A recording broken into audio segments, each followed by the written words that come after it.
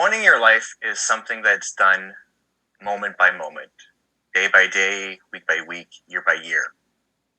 Now, this speech I started writing about 5 months ago. And it's not like I took 5 months to write, scratch out, write, and scratch out. But I had one burning question that I had to answer before I could speak on leadership. And it's a question that I found, or maybe it found me, 3 years ago. And don't be fooled by its simplicity. It is the toughest question I've had to answer in the last 10 years. In fact, as you'll see through some of the stories I'll share, maybe it took 10 years to answer. That one question is, would you follow you? And it is the ultimate leadership question because if you cannot say with 100% certainty that you would follow yourself, would you be in somebody else's shoes? How can you expect anybody else to follow you? Now, the reason I mentioned that this story starts about 10 years ago is that I was faced with a really devastating to me health challenge. I was in my mid-20s. I'm 36 right now.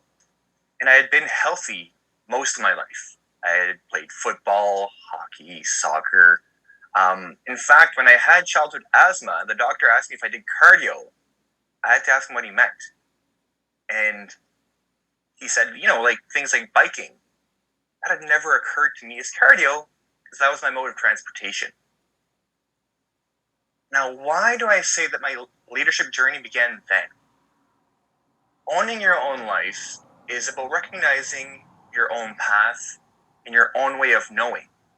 I was presented with two choices because I saw my general practitioner doctor and they couldn't figure out what was wrong with me. So I was sent to a specialist.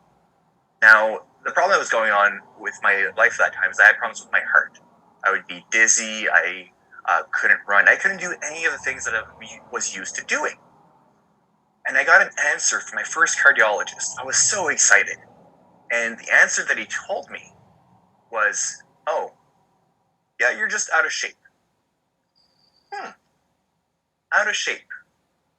Now, the choice that I had was to choose to believe and trust this authority who was saying something that was conflicting with my inner authority.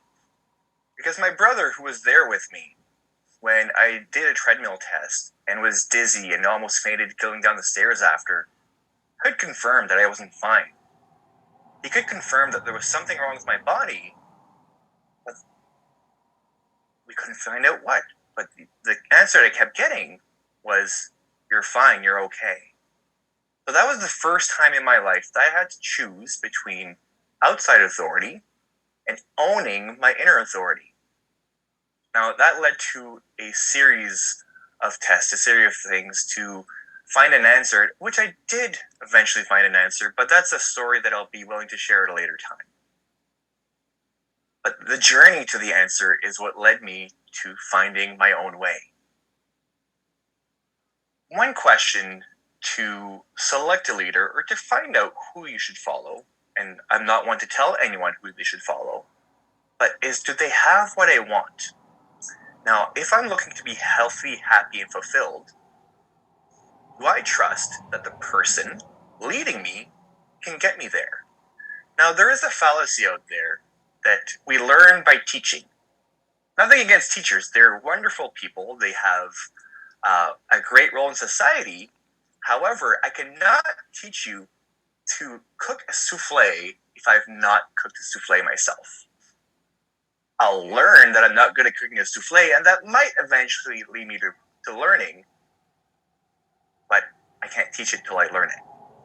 And I remember my first GP didn't seem healthy. He didn't seem supportive or happy. And he was telling me, you're fine. And part of me, deep inside, didn't really trust it.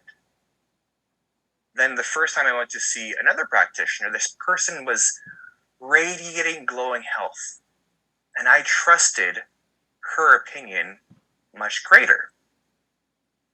Now, a leader should be able to listen to feedback. That makes sense, right? But leadership and defining your path is learning to discern. There is a difference between listening to the critics and listening to feedback. Feedback helps you grow. Feedback is something that you request. Sometimes it's offered as a gift, and you can integrate and see what makes sense and what doesn't. Criticism often comes from a place of insecurity and may seem like it comes from a good intent. Really, there's something else going on. And again, it always comes to, what does my heart say? What does my heart feel? Now, again, I can say it's a bit lonely to lead because we don't always have others who have gone before us. We don't always have others who can show us the way. So how do you find a way? How do you find what's true? Because when I started my quest to be healthy, to find out what was wrong with me, I was searching for answers. I was searching for truth. Now, that's a question that you may need to ponder. You may need to sit with. You may need to experience. But let me give you a few hints from my experience. What I found in my experience is that when I need other people to validate what I believe, I'm shaky. It's not true. When I need to repeat it over and over and over again, convince myself that it's true, it's not true. Truth is something that is self-evident. There is no media campaign telling you over and over and over that stepping on rusty nails is bad. It's self-evident. Now, that's been my journey, that's been my learning, but an incredible part of leadership is supporting others to grow. So I trust that you'll take the bits that you need today, that you'll ponder, that you'll find your own answers, and then if you don't, or if you're unable to, that you'll ask for help. Now, like I said, I have an athletics background. How do I help people? So for those of you who don't know the term, spotting when it comes to weightlifting is when I decide that I really want to push myself and I want to grow. And I'm not sure if I have enough to make it to where I want to go. So that means like putting enough weight, let's say for a bench press, which is pushing the bar, that, it's pretty much the size of a grown man. And I know I can do 10 times, but 11 or 12, I'm shaky. There are two types of spotters. There is one spotter who sees the slightest sign of struggle and takes away the bar. They lift it completely. And what that does is it takes away your growth, because growth does not happen on your first, second, third, fourth, fifth, or even the 10th repetition. It happens on that last one that you need to push.